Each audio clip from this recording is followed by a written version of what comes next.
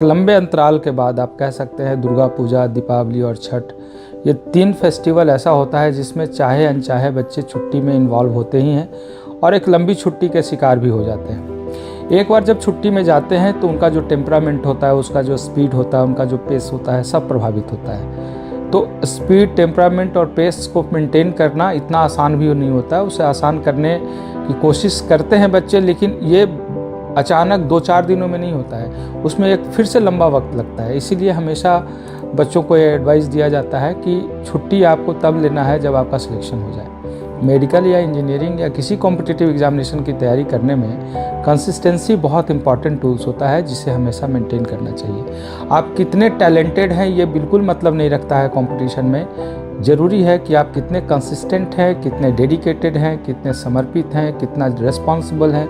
ये सारे इंग्रेडिएंट है जो आपके रिजल्ट्स के लिए सबसे ज़्यादा ज़रूरी होता है। तो जब बच्चे आए हैं, इस बीच में मैं क्लासेस में जा रहा हूँ, बच्चों से बात कर रहा हूँ, उनकी परेशानियों को समझ रहा हूँ, तो कुछ पॉइंट्स निकल कर जो सामने आते रहे हैं ऐसे दिनों में, वो साझा करना चाहता हूँ मैं आपके साथ। तो एक जो सबसे बड़ा प्रॉब्लम आपके साथ है कि इतने लंबी छुट्टियों में जहाँ एक तरफ पढ़ाई और पेस कमज़ोर हुआ है, उसी तरफ दूसरी तरफ अगर बात करें तो एक बैकलॉग का जो प्रेशर है वो आपके ऊपर बहुत ज़्यादा माउंट हो रहा है। वो बहुत ज़्यादा परेशान कर रहा है आपको कि एक तरफ जो पहले पढ़ा हुआ सिलेबस था उसमें इतने सारे पार्ट छूटे हुए हैं, ये इतने सारे क्वेश्चंस नहीं सॉल्व हुए हैं, ऊपर से ये करंट टॉपिक है जिसे समझना है, पीछे की चीज़ों का बैकलॉग को क्लियर करना है।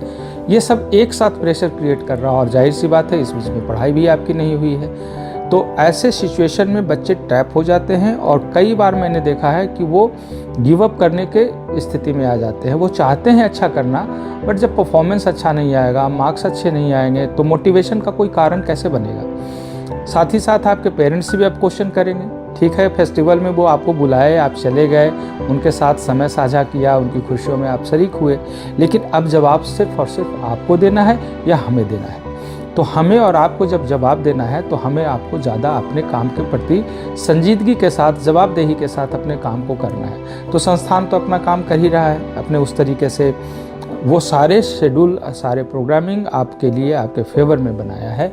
और आगे मैं आपको विश्वास दिलाऊं कि जिस तरीके से सिस्टम काम कर रहा है, आपने अगर उसे समझा और उनके बताए हुए तरीके से अगर आपने अपने को आगे लेकर बढ़ाया तो निश्चित रूप से थोड़ा समय लगेगा, लेकिन एक बेहतर रिजल्ट ज़रूर आएगा। तो प्रॉब्लम आया है बैकलॉग का, प्रॉब्लम आया है कम मार्क्स आने का, प्रॉब्लम आया है फिजिक्स के क्वेश्चंस नहीं सॉल्व होने का, कॉन्फिडेंस गिरने का, इंटरेस्ट कमज़ोर होने का, पेस कमज़ोर होने का, इन सब का क्या सॉल्यूशन हो सकता है, संक्षेप में 2-3 सजेशन मैं दूंगा। इस काम को करें और जहाँ कहीं परेशानी होती है हम लोगों से आकर मिलें। हमारे सिस्टम में लोग बैठे हैं, वहाँ तक आए, अगर सॉल्यूशन नहीं मिलता है तो आप धीरे धीरे आप हमारे तक पहुँच सकते हैं। मेरे से मिलने का भी कुछ तरीके हैं जो मैं बच्चों के सामने रखता हूँ। वेबिनार है, सेमिनार हैं, या फिर पर्सनली कुछ बच्चों का जब मैं क्लासेस लेता हूँ इकट्ठा करके, तो फिर उस क्लासेस को भी आप ज्वाइन कर सकते हैं। मेरा जो मशवरा है उसे गौर से समझिए। पहली बात ये कि जो छूट गया उसे छोड़ दें।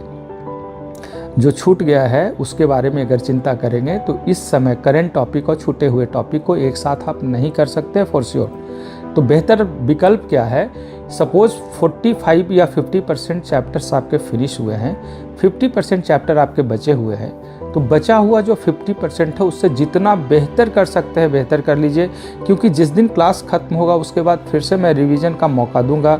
वो सारे चैप्टर्स जो सी लेवल का है, मतलब जो टफ लेवल का कुछ चैप्टर रह गया, जिसे या तो आपने समझा नहीं, टीचर ने आपको नहीं समझा पाया उस लेवल पे, या आप कहीं बीमार थे, क्लास छूट गया था, आपकी स्पीड कमज़ोर हो गई थी, कोई भी कारण से यदि वो चैप्टर आपका कमज़ोर रह गया है, उसे दोबारा हम आपको मौका देंगे रिवीजन के साथ, डाउट क्लास के साथ सपोर्ट दूंगा उस तरीके से उसे पूरा करने के लिए। इसलिए उस पार्ट को लेकर अगर आप बहुत ज़्यादा बेचैन होंगे तो वो तो पूरा नहीं कर पाएंगे इतने कम समय में, और साथ ही साथ जो करंट टॉपिक है वो भी आपका अधूरा रह जाएगा। इसलिए मेरा मशवरा है, जो छूट गया उसको फ़िलहाल छोड़े, जो करंट टॉपिक चल रहा है पूरा समर्पण भाव उस पे दे, और ये सोच के साथ दे कि जो बचा हुआ 50% चैप्टर है वो सब चैप्टर को बेहतर से बेहतर हमको बनाना है।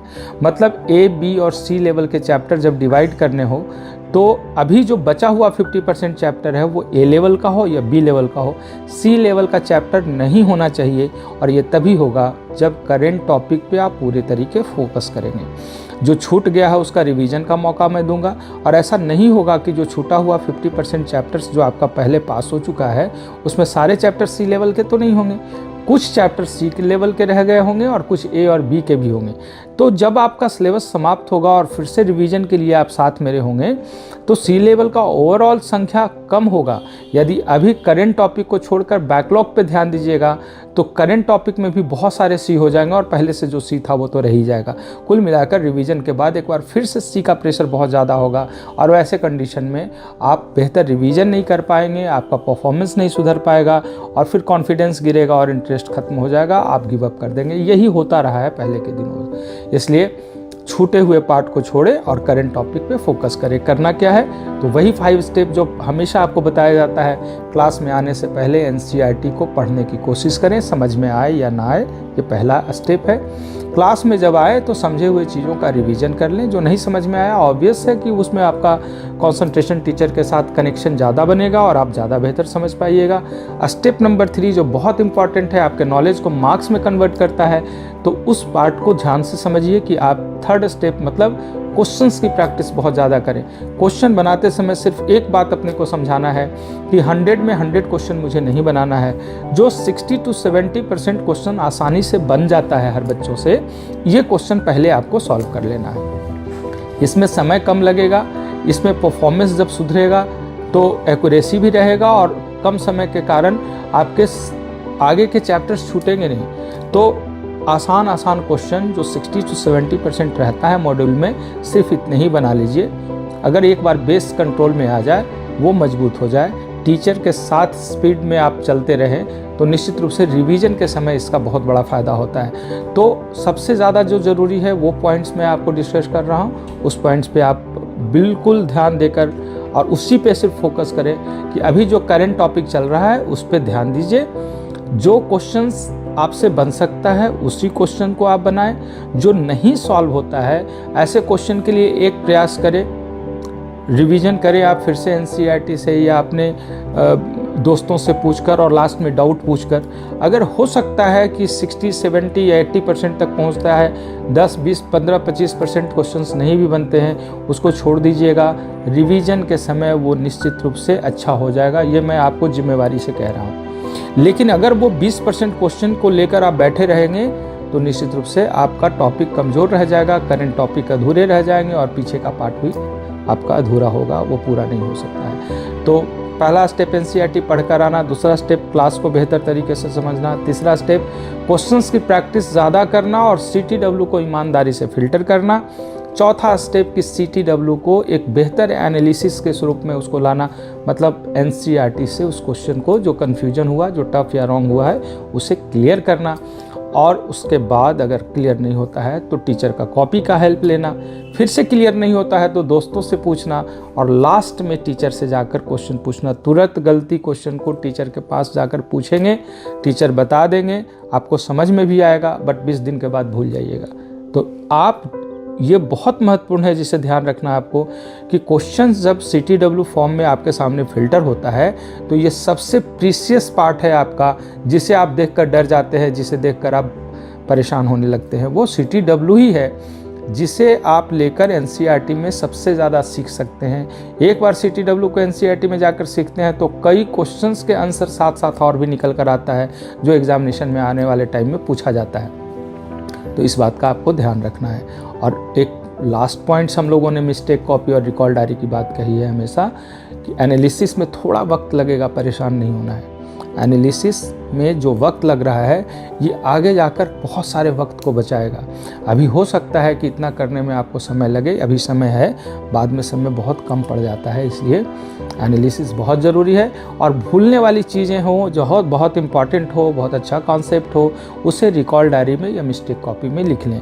यदि आप ए लेवल के चैप्टर देख रहे हैं, ए लेवल का चैप्टर आपके सामने है, मतलब 80% तक क्लियर है, तो 20% जो गलत हो रहा है ना, वो गलतियों को अपने मिस्टेक कॉपी में लिखें, रेगुलर रिवीजन रखें, दोस्तों के साथ डिस्कशन करें, पॉजिटिव माइंडसेट से पॉजिटिव नोट पे अपने आप को लें, कभी भी डिमोरलाइज ना हो, कभी भी कम मार्क्स आने पे परेशान नहीं हो। ये बहुत ज़रूरी है क्योंकि जैसे ही कम मार्क्स होता है, परेशानी होती है, आप डेविएट हो जाते हैं।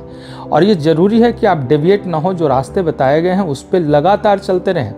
थोड़ा वक्त लगेगा लेकिन निश्चित रूप से उस रास्ते पे चलते हुए आपको उसके रिजल्ट सामने दिखेंगे। तो एक बार फिर से जितने भी स्टूडेंट घर से आए हैं, एक जो लंबे अंतराल के बाद जो स्लॉग ओवर चल रहा है आपके पढ़ाई का, जो टेम्परामेंट कमज़ोर हुआ है, घबराहट हो रही है, अपने को अंडरस्टिमेट कर रहे हो, पेरेंट्स को भी जवाब देना है, फ्रेंड्स को भी देना है, अपने आप को देना है, टीचर्स को देना है, इतनी सारी चीज़ों को जो एक साथ आप लेकर चल रहे हो तो निश्चित रूप से ये और ज़्यादा परेशान करेगा।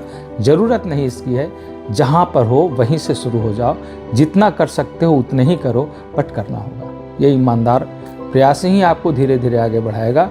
बाकी हाइपोथेटिकल दुनिया में नहीं जिए। कहीं परेशानी होता है तो वहाँ पर सिर्फ ऑनलाइन करते रहेंगे। ऑनलाइन से न तो नीट वाले क्वेश्चन पूछेंगे, न एनटीए को पूछना है, न हम लोगों को पूछना है। तो आप पढ़ेंगे, समझ में भले ही आ जाएगा, क्वेश्चन नहीं बनेगा। तो यथार्थ चीज़ों को समझें, एनसीईआरटी के लाइन को कई बार पढ़ें, क्योंकि एनसीईआरटी को जितनी ज़्यादा पढ़िएगा उतना ही ज़्यादा क्वेश्चंस उस लाइन से निकल कर आएगा। 2 बार पढ़े तो शायद एक क्वेश्चन निकल कर आता है, लेकिन 10 बार पढ़ने पे उसी लाइन का 8 क्वेश्चन बनकर सामने आता है। तो ये बात आपको समझना होगा। धैर्य के साथ अपना आगे कदम बढ़ाते रहें। दिक्कत हो तो हम लोगों से बात करें, कोई वेबिनार, कोई सेमिनार मिस न करें। जहाँ कोई नहीं सपोर्ट कर रहा हो वहाँ पे गोल संस्थान के लोगों के साथ मिलकर आप रास्ते ढूंढ लें, हम लोग आपके साथ हैं। बहुत सारी शुभकामनाओं के साथ अगले बार फिर से मिलेंगे सेमिनार या वेबिनार में। तब तक हम लोग एक दूसरे को शुभकामना दे सकते हैं। आपसे भी हमें शुभकामना चाहिए और हमें भी आपको देना है। तो मेरी शुभकामना आपको बेहतर मेहनत, एक अच्छे आत्मविश्वास और लगातार प्रयास। बहुत सारी शुभकामनाएं। Thank you so much.